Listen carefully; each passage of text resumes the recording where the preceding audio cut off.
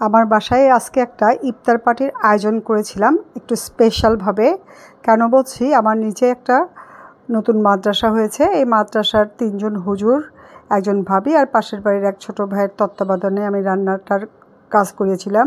তো যাই হোক, একদম এখানে দিলাম প্রথমে ডালডা হাফ লিটারের মতো, হাফ কেজি, আর 1 কেজি সরিষার তেল দিয়ে এটা রান্না হবে। তো এইখানে জাস্ট মানে পিকনিক একটা ভাইব, এত মজার পরিবেশটা ছিল, আনন্দের মুখরিত।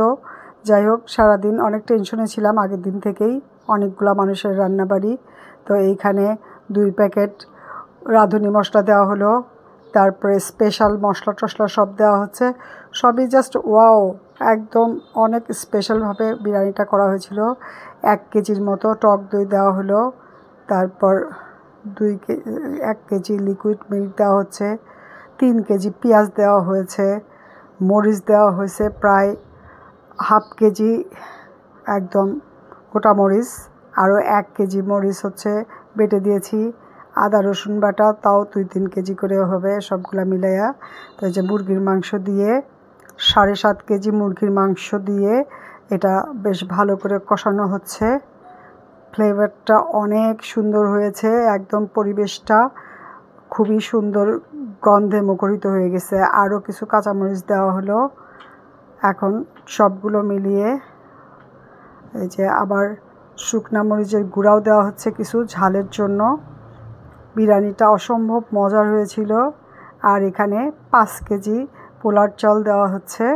7.5 কেজি মাংসের মধ্যে 5 কেজি পোলার চাল দিয়ে বিরিয়ানিটা তৈরি করা হচ্ছে। এখানে প্রায় 20 কেজির উপরে জিনিসপত্র আছে। ভীষণ সুন্দর পরিবেশটা মুখরিত হয়ে গেছে, একদম 1 পাতিল ভর্তি বিরিয়ানিটা হয়েছে, খুবই মজার।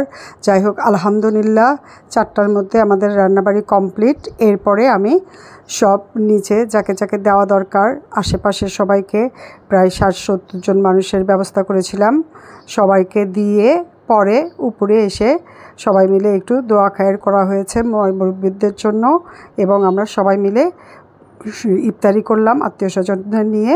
তো যে দেখছেন যেখান থেকে কষ্ট করে, আমাদের জন্য দোয়া করবেন, সবাই ভালো থাকবেন, আর এমনি যেন সব সময় সবার জন্য ব্যবস্থা করতে পারি সেই